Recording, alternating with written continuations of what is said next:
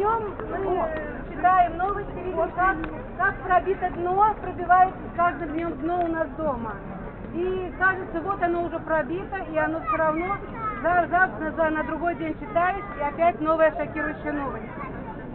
Я хочу сказать, что эта усатая тварь, мразь, она не остановится ни перед кем, потому что он очень мстительный. Он мстит тем, что мы были, у кого есть уголовные сроки, он будет мстить дальше нашим родственникам, нашим детям. Сейчас, и вот, сейчас в данный момент уже проходит суд, это маленький городок Поставы, Поставский район. Купришин Сергей Валентинович, 295 статья, часть 2, незаконное действие в отношении огнестрельного оружия, боеприпасов, взрывчатых веществ. Вы послушайте, я потом объясню. И 369 статья оскорбления представителя власти. Прошло 2 суда, приговор будет, я думаю, серьезный, еще приговора не было. Оскорбление представителя власти. Он назвал представителя власти словом мерзавец. Это есть вот в суде, в деле суда. Это мерзавец просто назвал. Человек, представителя власти, назвал мерзавцем. Помните, недавно, как Озаренок на все БТ кричал, обзывал Светлану Тихановскую и такими словами последними? Это можно выступать на БТ? Мерзавцем назвать представителя власти нельзя. И что сделали наши представители власти, такие оскорбленные, униженные?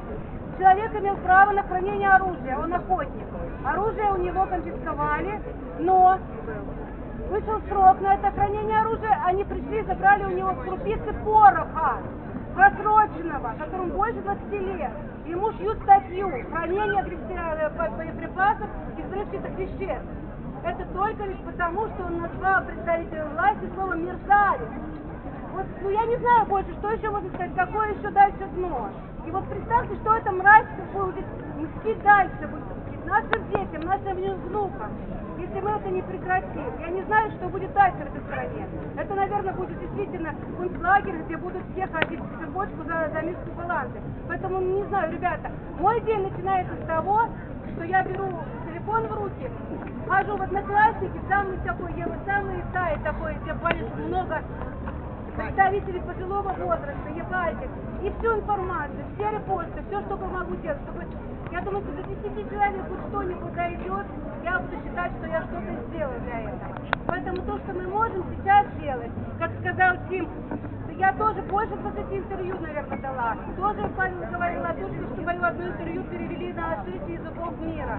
Я рассказываю, что творилось у нас на нашей стране, как я сидела на ВС, как издевались над нами, над женщинами. Поэтому наша цель сейчас не молчать, рассказывать, давать интервью всему миру, каждому человеку донести, как у нас страшно, что у нас творится в нашей стране. Это то, что мы можем здесь сейчас сделать. Это большая помощь для наших людей, которые остались в Беларуси. Они нам пишут, они смотрят все стримы с наших маршей, смотрят все стримы с наших акций.